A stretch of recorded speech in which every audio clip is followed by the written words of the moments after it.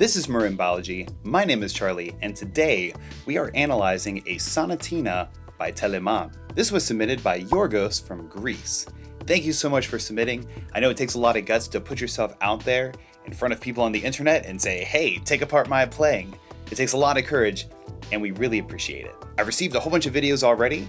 I'm trying to do as many as possible, possibly 2 a week, but I want to do a really good job. So thank you if you've submitted. I am working my way through them. If you would like to submit a video, you can submit a YouTube link, a Dropbox link, or Google Drive link to marimbalogy@gmail.com. All right, let's get into it. Warning, this section contains opinions.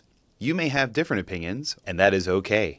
I encourage healthy discussion in the comments below.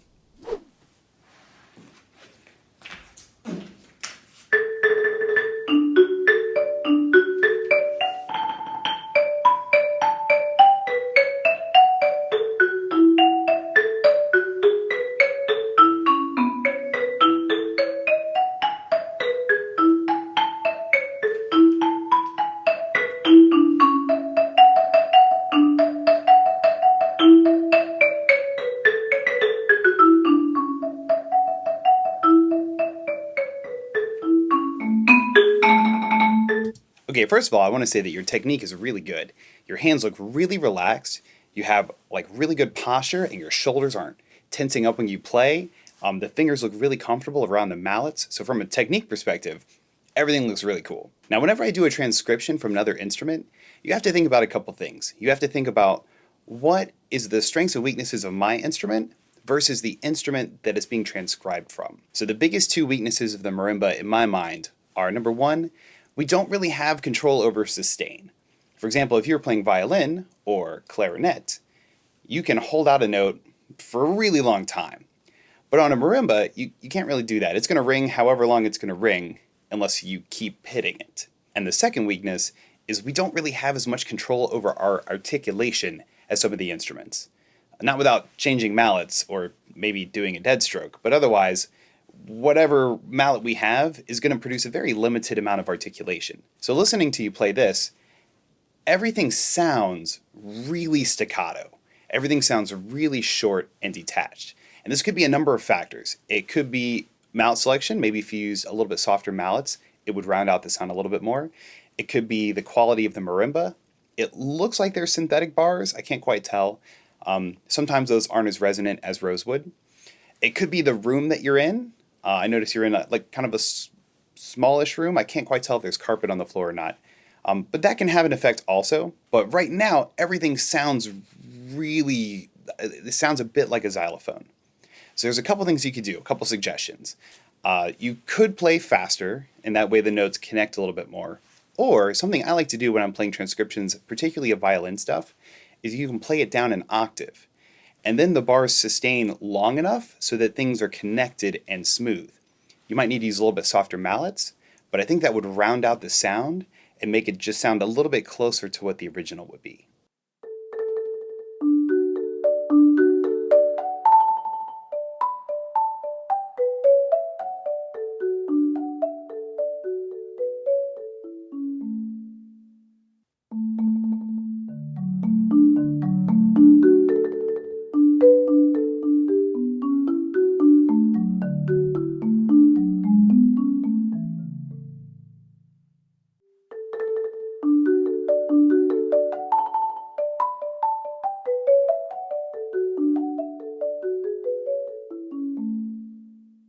Let's keep going.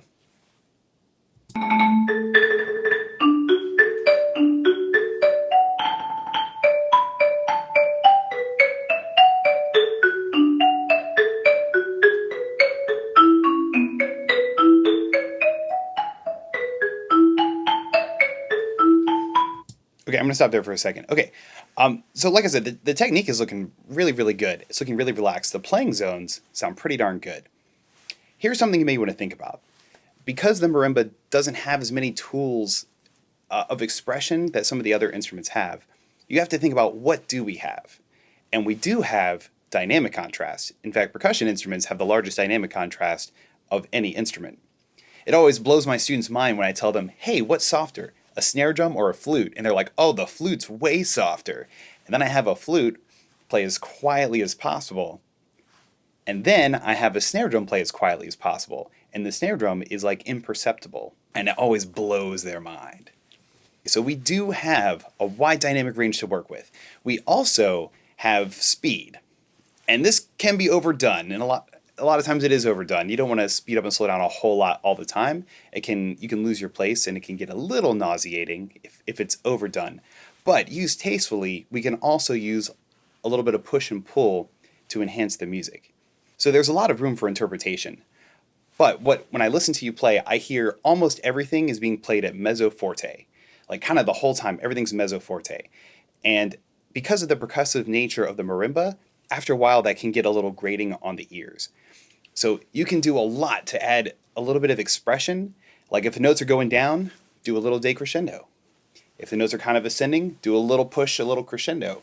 If the phrase is coming to an end, maybe you can do a little tiny ritardando. And add those little things to keep the listener interested.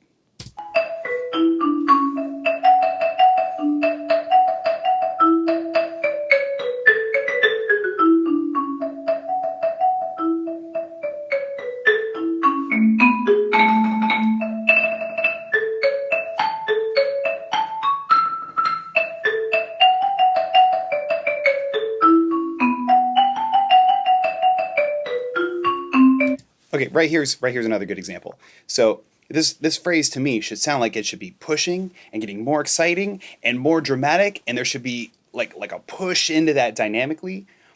But is just kind of flat. In fact, I'm going to rewind. We're going to listen to that part again.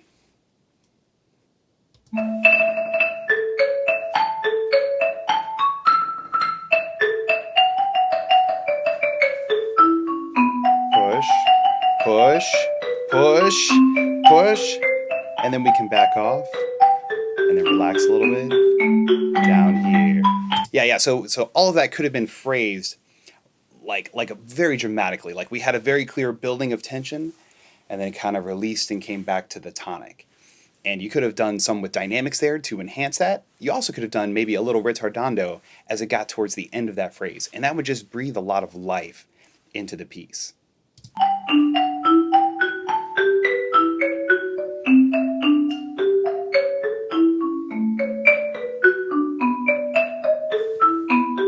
So something else to think about is that, like a clarinet, for example, you can play a note at forte, and you can maintain it at forte. It can be like a brick of sound, just on and off. But on a marimba, you really can't do that. If you play forte, you have to hit it harder. And if you hit it harder, you're going to get a more aggressive attack. So if you play forte for a long time, the audience is hearing constant beating of the mallet because you're striking wood. You can't just make the tone hold. You have to strike it too. And that can also get a little fatiguing on the ear.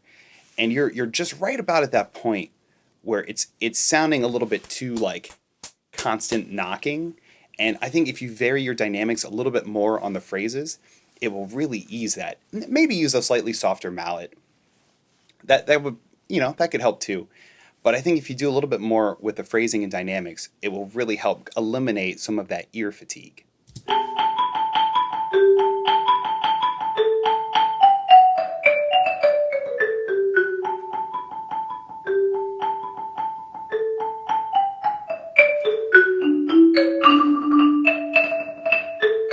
Okay, another thing I think you're doing really well is you're adding very clear agogic accents to the beginning of the measures to kind of emphasize, hey, we are in 3/4, and you're doing a really good job of that.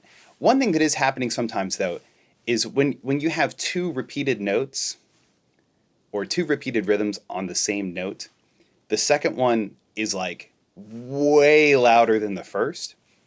I can see doing slightly louder when you're hitting the same note twice, but since a lot of times it's on beat 2 of the measure, it's not emphasizing the strong beat of the measure, it's emphasizing the weaker beat. So just be careful of that. I would back off just a little bit, especially when it's on beat 2. Let's rewind a little bit and take a listen to what I'm talking about.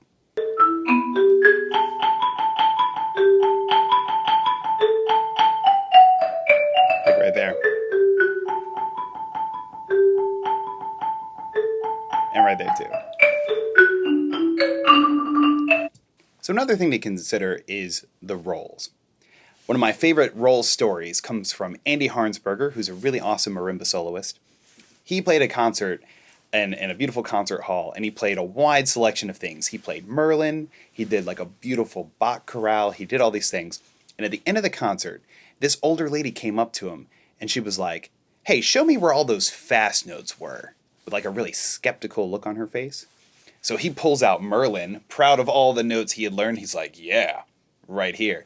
And she's like, No. In the Bach chorale, where were all those fast notes that you were playing?"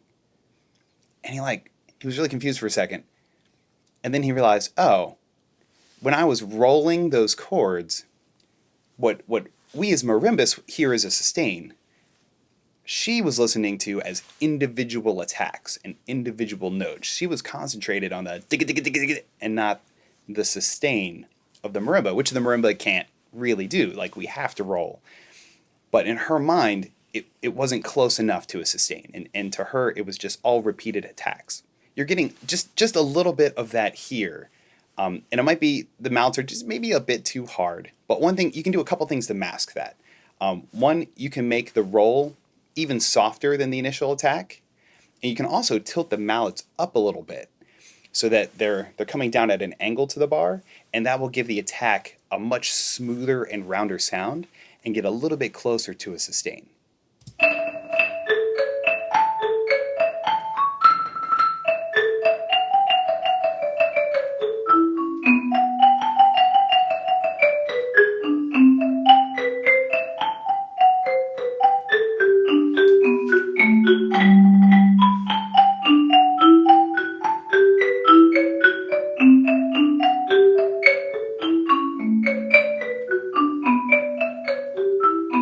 More push there.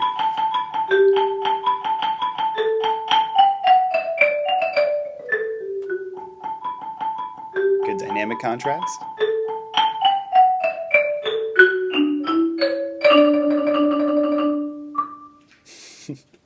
With a stinger. It's not in the original. So we had some really good dynamic contrast there. You're doing a great job there. And I like the ritardando at the end. I think it could have been maybe slightly more dramatic for my taste, but you did a really good job and had a really smooth and strong finish. Here's a few examples with some of the suggestions that I've made.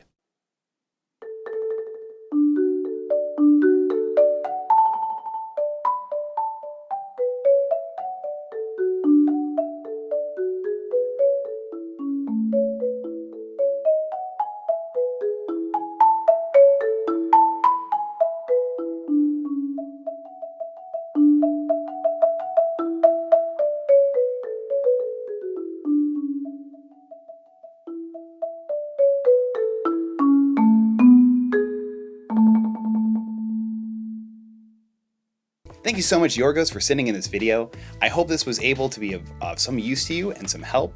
You're doing a really great job, and I can't wait to see where you go from here and how you progress.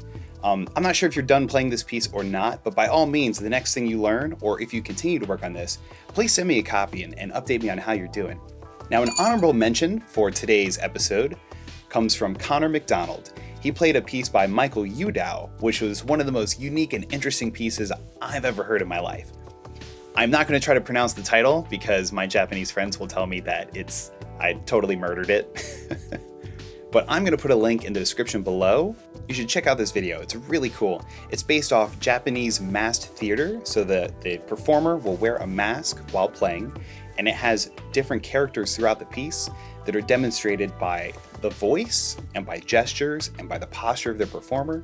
There's all kinds of crazy techniques like taping maracas to the mallets and using hot rods on the keys and doing these really neat vocalizations during the performance. It's just really cool. I showed it to people who aren't even musicians, and I was like, hey, check this out. And they were just totally mesmerized by the performance. So I will link that there. Thank you so much, Connor, for sending that in. All right, guys, that's about it for today's episode. If you would like to support us on Patreon, I'll put a link in the description below, as well as a link to the original videos for everything that you saw in the episode today. Thumbs if you liked it, subs if you loved it, and bells if you want some more of it. See you next time.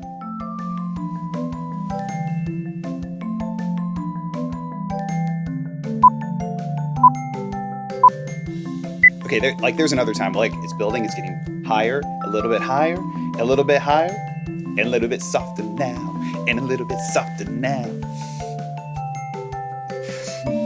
Oh my god, I'm such a nerd. Hey, it's time to get up from my nap. I always hit the wrong button. Like, you know, there's a button to stop the alarm and to snooze the alarm. I somehow manage to always hit stop when I'm trying to snooze and sleep in, and hit snooze when I'm like awake and ready to go. This alarm's been going off for 5 hours. Oh my god.